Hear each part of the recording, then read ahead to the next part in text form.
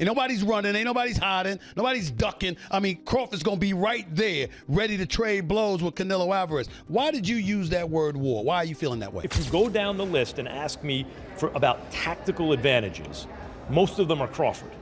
Crawford could see everything coming. He could see everything coming that Canelo threw at him. He was reading it so well. His guard was so tight as well when he was up at the ropes, when he was exiting, looking to move around. They looked about the same size, but that was a brilliant performance. And what can you say? I mean, you got to give him his credit. He created a lot of history. He dreamt this fight. He willed it to happen. A lot of people, not me, but a lot of people laughed at him, said, forget about it, no chance against a bigger guy like that. StephenASmith had a fiery reaction to Canelo Alvarez's defeat at the hands of Terence Crawford. He stressed that Crawford had been chasing this fight for years as a way to cement his legacy. In Smith's view, Crawford seized a moment, delivered on the sport's biggest stage, and took the spotlight from Canelo. He made it clear that this wasn't just another victory. It was a career-defining statement.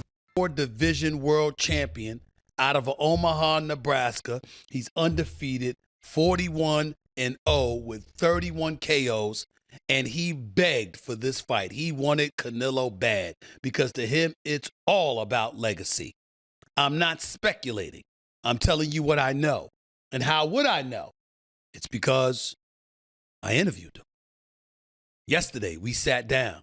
Here is my conversation with the one and only Terence Crawford challenging Saul Canelo Alvarez, moving up 2 weight divisions to do it. Max Kellerman described Terence Crawford's victory as both historic and career-defining, offering a sharp breakdown of Canelo Alvarez's loss.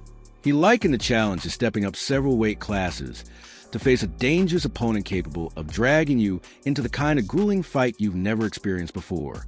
According to Kellerman, truly confident fighters don't shy away from tough opposition, regardless of size, speed, or power, and Crawford embodied that fearless mentality.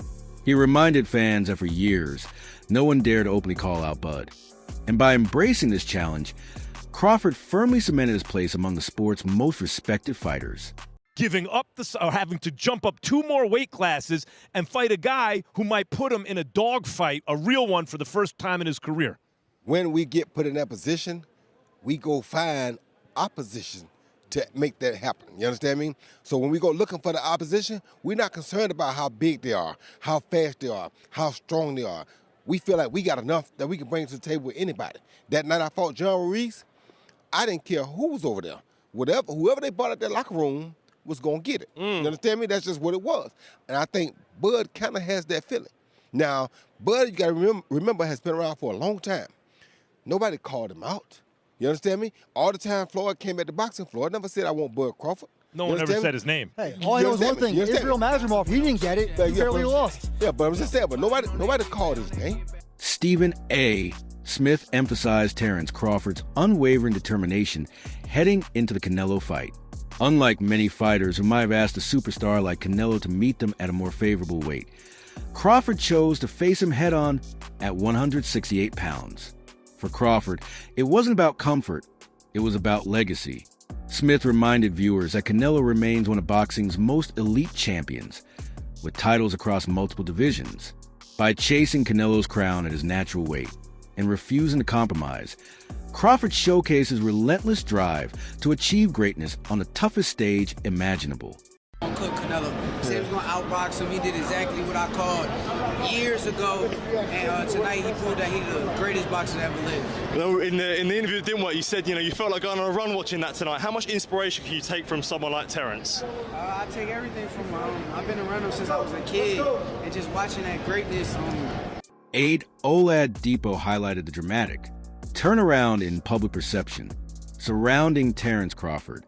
Before the fight, critics dismissed Crawford as too small, too old, and unfit to compete with a powerhouse like Canelo Alvarez at a higher weight. Yet after the fight, many of those same voices were quick to congratulate him for getting the doubt they had expressed earlier. Aide emphasized that Crawford deserved every ounce of praise because he achieved a win in the most difficult way possible, moving up from smaller divisions and then challenging a dominant figure like Canelo was not a shortcut. It was a monumental risk. By beating Canelo decisively, Crawford proved he is not, defined by size or age, but by skill and sheer determination. 31-0, Molly, with 31 knockouts. He's taken on all comers. I asked him, you're moving up in weight. Why would you not try to get Canelo to come down from 168 to 160 to meet you halfway, since his last fight was at Crawford's last fight was at 154? Crawford said, I want what he has. I want to go take it. I don't want to make, I don't want him making concessions and alterations. I'm coming to take what he has. And you look at him, and no one believes that he can't pull it off. He can box, he can punch, he's smart, he's elite, and he wants Canelo. He begged Canelo for this fight. The Wade concept analysts dismissed the idea that Canelo's loss could be written off as a result of decline, stressing that Crawford is actually older, so age cannot be used as an excuse. He noted that Canelo came in with clear advantages, size, power, and comfort at 168 pounds, yet Crawford still beat him convincingly.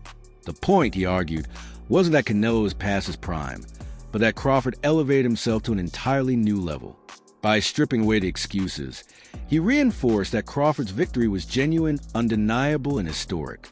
Crawford did it again a few hours ago against Canelo. And what makes it even special or more special for Crawford is that he did it jumping up, as we know, a couple of weight classes. He did it against one of an all-time or another fellow all-time great. And he did it against someone who was undisputed and still a pound-for-pound top 10 guy. That's what Crawford did, people. So, all those things people were saying in the lead up to this fight, Canelo's going to be too strong, Canelo's too experienced, Crawford's going to be 38, all that. You have to remember all of that when you give Crawford his flowers. Like, don't like, oh, well, Canelo looks old. No. I don't want to hear any of that. I've started to see a few people on Twitter start to kind of sort of find excuses already. No. Remember everything you said, because Crawford deserves all of that. All of that. Crawford was incredible. Honestly, in the pocket, he was at times showing Canelo, no, I'm stronger than you. I'm going to bully you. Oh, you think you're going to get me in the clinch because you're Mr. 168? No, look at the size of me. I'm jacked as well. I'm swole. And he was moving Canelo around. So by doing that, he got his respect. He didn't switch to orthodox once, stayed in the southpaw stance because he realized early, oh, Canelo don't like this. Canelo does not like this southpaw stance. Canelo's tripping over himself. I'm going to stay here. I'm not going to switch it. No, I like this work. I'm going to stay here. On the ropes, it's like, okay, come in. Because when you come in, I've got that as well. And I can hurt you as well. Spinning off the ropes. His jab was fantastic. They put up the jab numbers. He was out jabbing Canelo it was almost like 10-1. Maybe even 20-1. It was fantastic. And when he needed to land those power shots, he was landing those power shots. It was an incredible performance. Former world champion Carl Froch highlighted Crawford's tactical adjustment in the middle rounds, noting that after the 6th and 7th, Crawford recognized a need to press forward and take greater control. His jab became the key weapon, disrupting Canelo's rhythm and pushing him onto the back foot. Froch praised Crawford's ring intelligence, pointing out that he knew precisely when to shift gears. Instead of allowing the fight to drift, Crawford seized momentum and imposed himself with greater aggression. More tight, more fundamentally sound. While Canelo, even when he was able to get to range, which wasn't a lot, it wasn't often, he was having a hard time landing clean because everything was super wide and out here and to the body out there. And Crawford would either circle out to that same side, to Canelo's lead hand side. He would circle away because Canelo would step straight to Crawford and chase him and not necessarily cut him off. And even when he threw that hook, I was looking for the hook from Canelo, right hand as he stepped through, right? Corral with the lead hand, bang the right hand because you're fighting a southpaw. So yeah, your jab may not be as effective in landing and managing distance and all those things, even though for Terence it kind of was.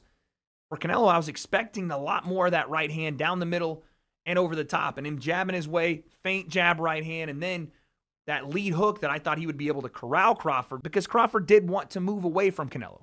He did. He wanted to move away from that power hand. Smart to do. Canelo never took that extra step to step outside of Crawford's lead foot. Again, that orthodox southpaw matchup. It's always going to be a battle of that lead foot. He never took that next step to get outside of that lead foot and then step through Crawford, step to his left where Crawford was going and land his right hand. He just felt like he was falling off to his right with his right hand, and once he fell off to his right after he threw the right hand, there was no follow-ups because he was off balance, and Crawford was out the gate and circling back to reset the action. This was a masterful display from Terence Crawford. And again, I looked at this fight, and I don't want to do the thing where I said, oh, Canelo's washed, he's over the top, he's old. Terence Crawford's older than Canelo. Is he as weathered as far as fights are concerned? No.